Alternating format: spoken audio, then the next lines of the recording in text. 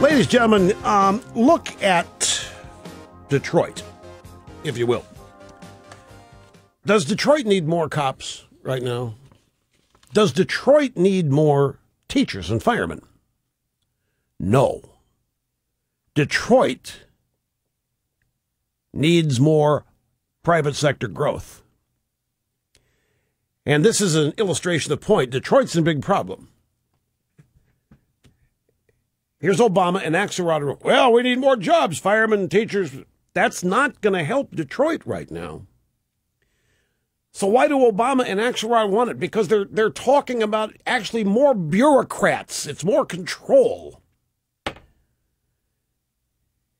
And it's a total, as I said yesterday, I don't know if these people are really this dense or if they've just been so ill-educated in the schools of Marxism and Leninism that it's one of two things. They either really don't know what they're doing, or they know exactly what they're doing and are just trying to make it as palatable as possible with language they think everybody would understand and end up unwittingly supporting. But I have to tell you, you go back to 2008 campaign and everybody thought, wow, how brilliant Axelrod and Pluff and these guys are that ran Obama's campaign, how brilliant Obama was. Now you look at them now, and they're clueless. They don't know what to do. They are out of ideas, and they know they can't run on anything Obama has done, and yet they are. They're running on an additional stimulus, more cops, more teachers, more firefighters. They're just more jobs. Who cares what kind they are? Here, listen to this. The Obama's re-election campaign will release its first radio ad targeted specifically at the African-American community today. And the Daily Caller says this is an unusually aggressive early effort to rally blacks behind the president. We have the ad. It's audio soundbite number 14. It's entitled, "We Got Your Back." 4 years ago, we made history. Now it's time to move forward and finish what we started together. We have to show the president we have his back. We can't afford to spend the next 4 years going backwards. I refuse to pay for another millionaire's tax cut by kicking children off of Head Start programs, or asking students to pay more for college, or eliminating health insurance for millions of poor and elderly and disabled Americans on Medicaid. Have the president's back and register to vote. Go to gottavote.org to register now. That's gottavote.org. You know we've got your back. Paid for by Obama for America. Now, they're getting desperate here, folks. They are getting, this is a sign of big trouble. To have to go out and run an ad targeted at black voters?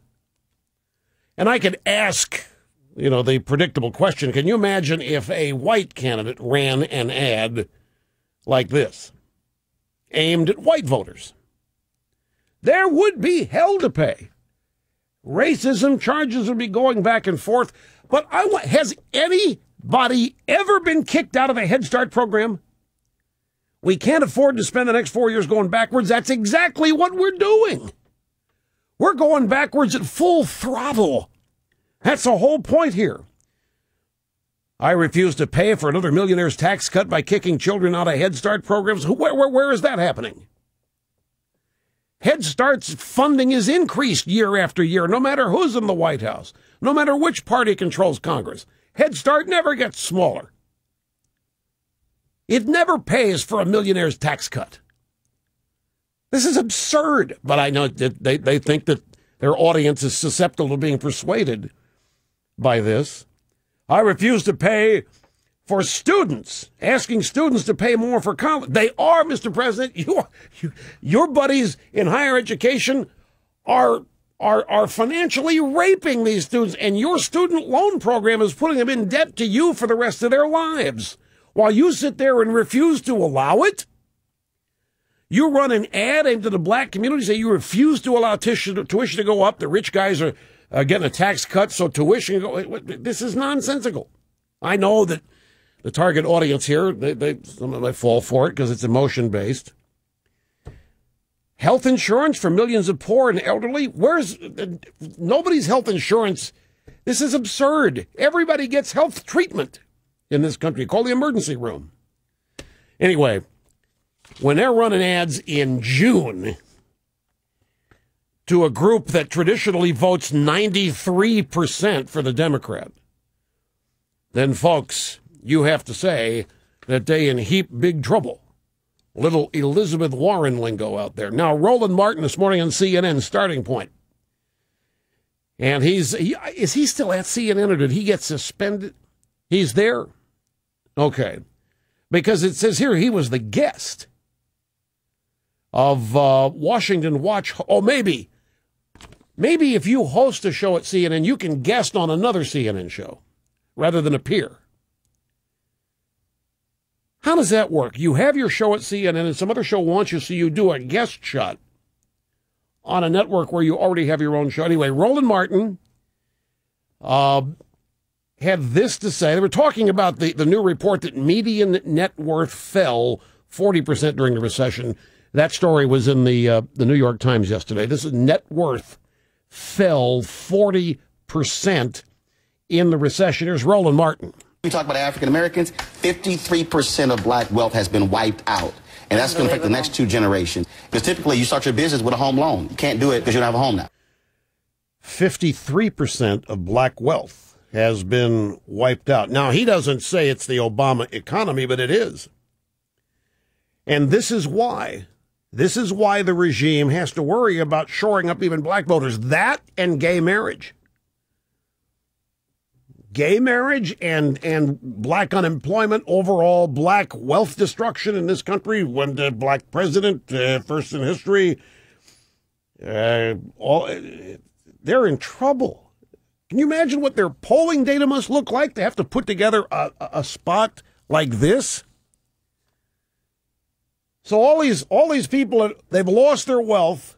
They don't have any jobs, and they're running ads. We got your back, Mr. President. You know, the ad ought to be from Obama, I got your back. Or at least I'm going to have your back if you reelect me. I know I haven't had your back up till now. I've only made you think so. But we got an ad from all the people who have been destroyed economically. Don't worry, Mr. President, we got your back. It's all about Obama. It's all about Obama. This was C-SPAN Q&A. Brian Lamb was on June 10th, a couple days ago. Interviewed the Congressional Black Caucus Legislative Political Director, Angela Rye. And Brian Lamb said, from your own standpoint, do you see the President of the United States as an African-American? What impact does that have? This is probably the toughest presidential term in my lifetime. A lot of what the president has experienced is because he's black. You know, whether it's questioning his intellect or whether or not he's too Ivy League. There's an ad talking about the president is too cool. Is he too cool? And it's this music that reminds me of, you know, some of the blaxploitation films from the 70s playing in the background, him with his sunglasses. And to me, it was just very racially charged. They weren't asking if Bush was too cool, but yet people said that that's the number one person they love to have a beer with. So if that's not cool, I don't know what is. I don't know what she's talking about. But she's offended. And she's terribly upset. Calling Obama cool is racist. Calling Obama cool is racist. By the way, that story on the decline in personal wealth, let me tell you something buried in that story. Declines in average income were greatest in the wealthiest 10% families and for higher education or wealth groups, according to the survey. Now, that story is out there. 40% wealth net worth was destroyed during the recession, but declines in average income were greatest in the wealthiest 10%. Now, it's in there, it's in the story, but it's buried. They want you to conclude something else. They want you to conclude that the gap between the rich and poor is getting wider, the rich are getting richer, the poor are getting poorer because the rich are stealing from the poor, and yet they had to include it because the polling data is what it is. 10%, the wealthiest 10% of families, saw the largest decline in average income during the recession. One more Angela Rye soundbite from Brian Lamb from June the 10th. She is, again, the Congressional Black Caucus Legislative Political Director. Brian Lamb said, what happens if the jury would find George Zimmerman guilty or not guilty? I think a not guilty verdict is extremely problematic in 2012.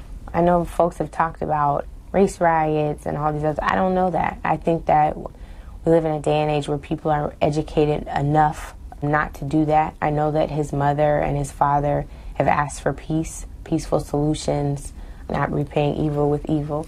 So I'm just not sure. Well, she's still floating the idea, though.